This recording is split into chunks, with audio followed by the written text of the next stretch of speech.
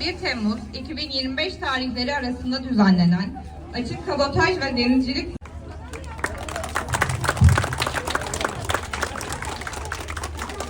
İkinci, Boran Öden, Tekirdağ Yelken Spor Kulübü ve birinci, Ahmet Aral Barut, Tekirdağ Yelken Spor Kulübü.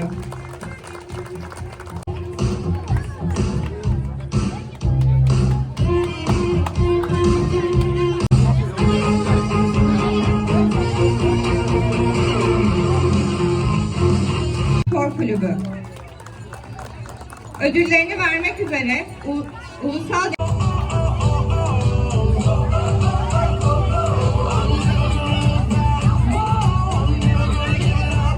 Tekirdağ Yelken Spor Kulübü.